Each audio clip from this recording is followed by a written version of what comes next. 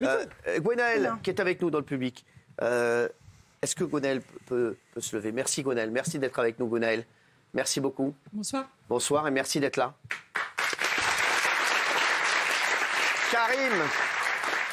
Karim disait tout à l'heure que la violence, la France est-elle de plus en plus violente? C'est ce dont on parle depuis le début et c'est vrai que la violence elle est partout.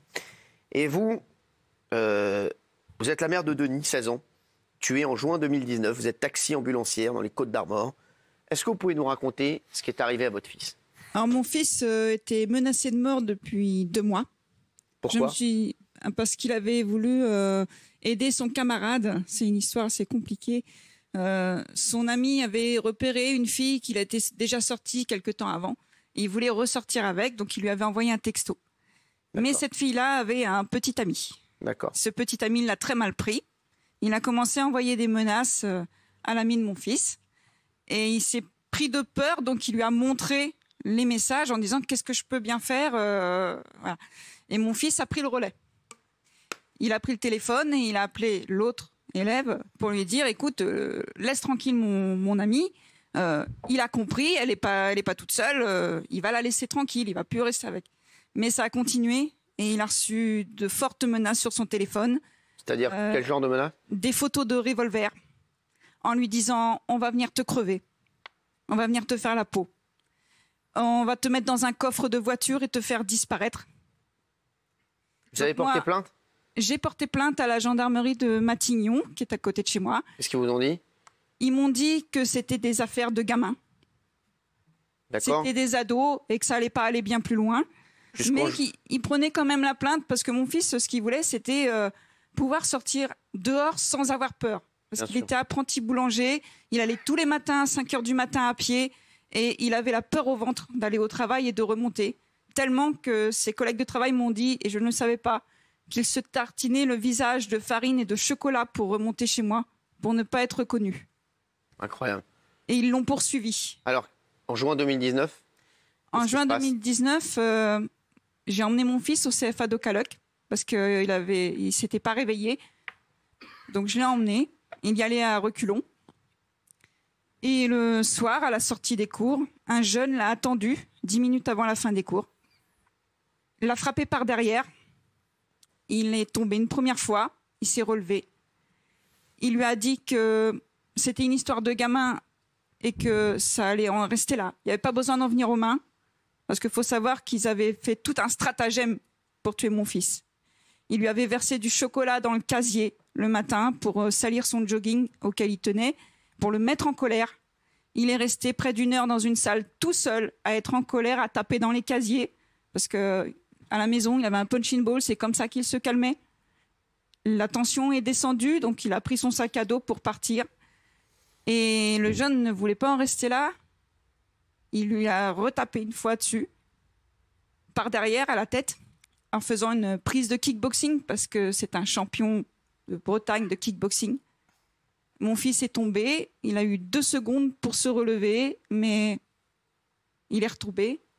Et là, il s'est mis dessus, il l'a frappé à la tête. Le médecin m'a dit qu'il avait joué au foot avec sa tête, qu'il l'avait tiré sur plusieurs mètres par les cheveux parce qu'il lui en manquait. Il l'a mis contre le trottoir. Il lui a mis quelques claques, voyant qu'il n'était plus en vie, qu'il ne bougeait plus. Il a essayé peut-être. Et puis il s'est sauvé. Il a pris sa mobilette, sa petite moto, et il est repassé devant mon fils, selon les témoignages, pour sourire. Devant mon fils, il a fait un grand sourire. Et il est reparti. Et j'ai appris qu'il y avait une vidéo. On n'arrive pas à mettre la main dessus, parce que c'est sur Snapchat. Des jeunes qui étaient avec lui ont filmé tout ce qui s'était passé. C'est arrivé quand, ça, madame? Juin 2019. Le 24 juin 2019. Devant son CFA, à la sortie des cours. Il avait quel âge, le jeune? 16 ans. Il est incarcéré aujourd'hui? Non. Comment ça, il est où? Il a fait de la garde à vue. Il a été attrapé le soir même, en garde à vue, parce qu'il y avait 22 témoins, dont des professeurs d'école. Et à la fin de la garde à vue, il a été relâché parce que mon fils était dans le coma, mais pas décédé. Et là, il est Et ça a duré 2 jours. Mon fils est est décédé. On l'a débranché parce qu'on m'a dit qu'il y avait 3 lésions irréversibles au niveau du cerveau et qu'on ne pouvait plus rien faire. Mais pendant son hospitalisation, il a passé un IRM et ils ont découvert un anévrisme à l'arrière de la tête. Et de là, quand je suis passée devant la juge la première fois avec mon avocat, maître Philippe Deveul, la juge m'a annoncé que c'était l'anévrisme qui avait tué mon fils et pas les coups qu'il avait reçus. Donc ils ont qualifié de violence ayant entraîné une ITT de plus de 8 jours. Non. Si. Elle m'a dit que c'était la qualification qui devait être. Donc nous, on a fait appel. On a demandé une contre-expertise. La contre-expertise est arrivée 8 mois plus tard. Ça a été en notre sens. La violence est bien responsable de la mort de mon fils ou de la rupture. Mais la partie adverse a demandé une autre expertise parce que à l'hôpital, j'aurais peut-être pas dû le faire, mais j'ai pensé procès. J'ai photographié mon fils sur son lit pour que l'on voit à quel point on l'avait frappé. Mais comme il a été frappé par derrière, il n'a rien sur le visage, il n'a aucune trace. Et justement, ils s'en servent pour dire que comme il n'y avait pas de traces, ça n'était pas assez violent pour avoir déclenché l'anévrisme. Et donc, il part sur quelle hypothèse? Alors là, Et aujourd'hui, il est où, le jeune? Il est dehors, il fait ses études d'apprenti et il fait sa vie tranquillement, je l'ai croisé. C'est incroyable, ça. Tête haute, il se promène devant... parce qu'il est à 200 mètres de chez l'ami à mon fils qui est toujours menacé. Il se promène devant chez lui avec sa famille en souriant. Comment voulez-vous, quand on entend des histoires comme ça, que la police puisse faire son travail? C'est Gaspard Ganzer, excusez-moi, je m'adresse à vous parce que je regardais madame parce que vous étiez auprès du président Hollande. La justice, ça fait des semaines et des semaines qu'on le dit, il y a quand même un énorme problème, je suis désolé. Oui, non mais de toute façon, ce qui est terrible, c'est qu'on écoute une histoire pareille, on peut être que révolté. Moi, je connais pas enfin, voilà, on se dit qu'il y a un problème énorme et on espère que vous pourrez obtenir justice. Mais là, aujourd'hui, vous avez encore espoir d'obtenir justice ou c'est fini? Alors, la seconde expertise est encore dans notre sens. Enfin, celle que eux ont demandé. Oui, celle que eux ils ont demandé. Celle qu'ils ont demandé. Va dans notre sens. L'anévrisme a bien été rompu, soit par les coups, soit par l'agression. Voilà, ça va dans notre sens. Mais les faits ne sont toujours pas requalifiés. C'est incroyable. Depuis le mois de février. J'ai une question à vous poser. Est-ce que les parents de ce jeune homme, parce qu'on parlait de l'éducation aussi, vous ont essayé de vous contacter pour vous parler? Jamais. Rien. Ça aussi, c'est... Et je voudrais préciser aussi, lorsque je suis allée au commissariat de la gendarmerie de Dinan, après la mort de mon fils, pour apporter les affaires, parce qu'on ne m'a pas réclamé les affaires de mon fils, ni le téléphone portable, ni les vêtements qu'il portait sur lui. C'est moi qui les ai trouvés à l'hôpital et qui les ai apportés à la gendarme.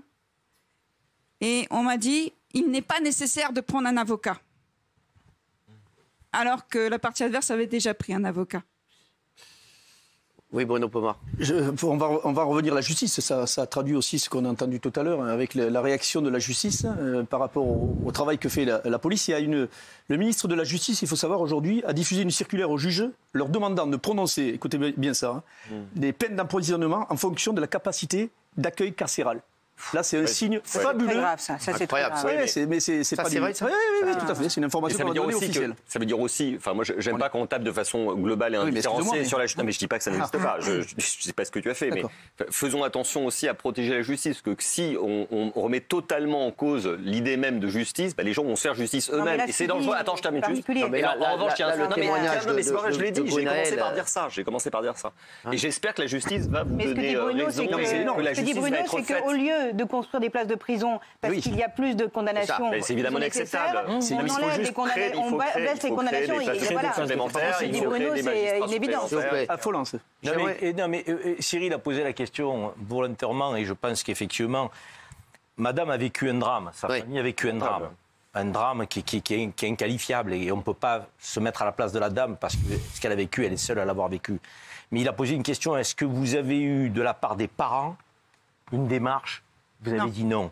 Ça démontre, au-delà du drame qui est catastrophique, la déshumanisation de notre société. C'est vrai. C'est-à-dire que des parents ne sont même pas capables de venir vous voir pour, j'avais dit dire quelque part, partager la peine, vous dire qu'ils sont désolés, qu'ils espèrent que vous allez pouvoir faire votre deuil, que les choses sont compliquées, que rien, pas de nouvelles. Comme si vous n'aviez pas vécu la disparition de votre enfant. Exactement. Donc des parents qui ne sont pas capables d'aller voir d'autres parents qui ont perdu un enfant, alors que leur fils est concerné, coupable ou pas coupable.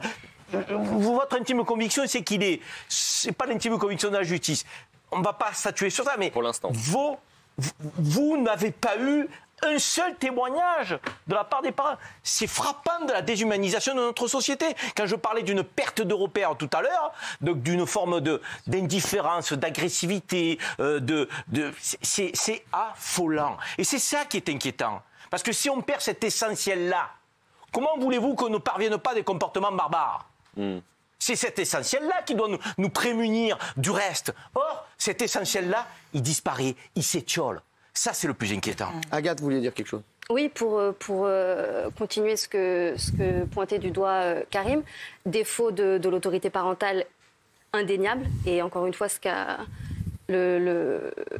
l'événement tragique et inqualifiable qu'a vécu Madame, on ne peut qu'en être bouleversé et lui apporter un soutien très modeste à notre petite échelle. Mais il y a aussi peut-être un rôle d'éducation à l'école qu'on n'a pas, on n'a pas su prendre ce changement de paradigme dans l'évolution de la société et comment les jeunes allaient à l'école, interagissaient entre eux avec les réseaux sociaux, Internet, le harcèlement, etc. Parce que la violence qu'a décrit Madame, elle n'était pas seulement physique, elle était extrêmement insidieuse. Elle était derrière les écrans de téléphone, elle était dans les casiers, elle était entre textos, sur Snapchat, sur les réseaux, sur ces biais-là, où personne n'a de prise. La police aussi est complètement démunie. On a très peu de preuves, on a du mal à la justifier, on a du mal à la faire comprendre. On qualifie ça d'histoire de gamin, oui, ils s'envoient des images de revolver entre eux, bon, c'est rien. Mais en fait, non, c'est extrêmement grave. Et ça les poursuit à l'époque, je ne sais pas quelle époque, l'époque de mes parents, peut-être de mes grands-parents, cette violence qui s'arrêtait à la limite de la cour de récréation, où ils pouvaient se bagarrer un petit peu entre eux, elle se continue à la maison. Il avait peur d'aller à son lieu de travail le matin quand il partait à 5h du mat. En fait, c'est une violence tellement latente, tellement pernicieuse, qu'on est complètement démunis face à ça. Gwenaëlle, je voudrais vous remercier pour votre témoignage ce soir. Et j'aimerais que vous nous teniez au courant. Merci Gwenaëlle. Gwenaëlle, est-ce que vous avez envie de rajouter quelque chose ? Alors oui, je voudrais... parce que vous savez que la justice, ça coûte très cher. C'est vrai.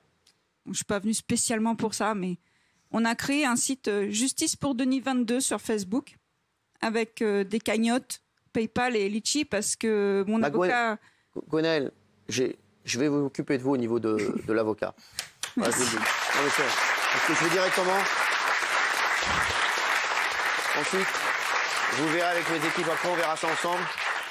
Et on va suivre votre cagnotte Litchi, mais je vais vous donner un contact et vous allez voir, je vous le dis, parce qu'on a créé... c'est vrai qu'il y a plein de gens qui n'ont pas les moyens de prendre un avocat. On a créé un site où vous allez pouvoir avoir un avocat gratuitement, un avocat vraiment chevronné qui va pouvoir vous aider. C'est un site qu'on a créé avec un ami avocat, un jeune avocat de 26 ans.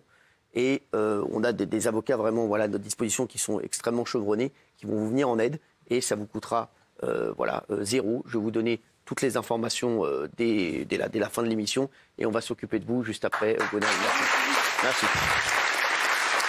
Merci.